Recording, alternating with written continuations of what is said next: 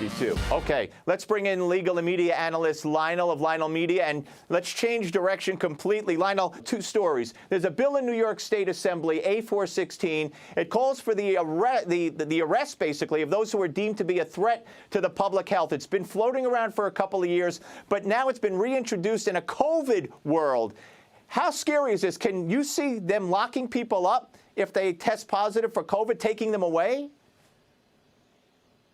Absolutely. And what I also can see is a number of people thinking that for some reason the constitutional protections that apply to due process are somehow waived or are winked at in the case of pandemics and the like.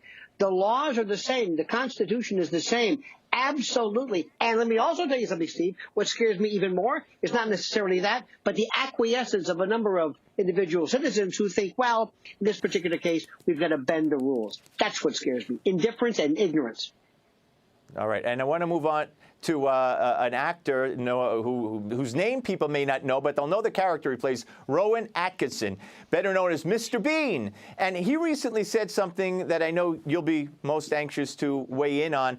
In an interview with UK Radio Times, he had strong words for the whole cancel culture. Online, it becomes either you are with us or against us, he said. It's important that we're exposed to a wide spectrum of opinion. But what we have now is the digital equivalent of the medieval mob roaming the streets looking for someone to burn. So it is scary for anyone who's a victim of that mob, and it fills me, he said, with fear about the future. Boy, did he hit it on the head.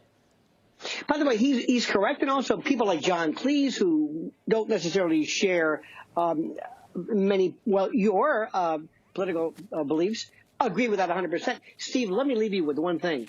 Where we are heading right now, especially in view of what happened this week and with the former First Lady saying that the President of the United States, an ex-president, should be expurgated and bulverized and removed from social media, what we are leading to is a classic case of this Chinese social credit score, where eventually not only is what you are saying deemed problematic, but it should be somehow marked, kind of like the Scarlet Letter or the Mark of Cain or something. Yeah. This is where we're going, because this is the left right now is like an engorged tick that is feeding off of the blood of what they believe to be their vanquished Trump, and they can't get enough. They want to somehow dematerialize, pulverize his DNA into nothingness. They can't get enough. This is torch and pitchfork mentality run amok. So this is, and let me also very quickly, whatever they do to you and me or him, they're going to do to somebody else next time. That's what's happening. That is right on. They will not stop. They will never be satisfied. Lionel, great seeing you. Sorry so short. We'll do it soon. Thank you, sir.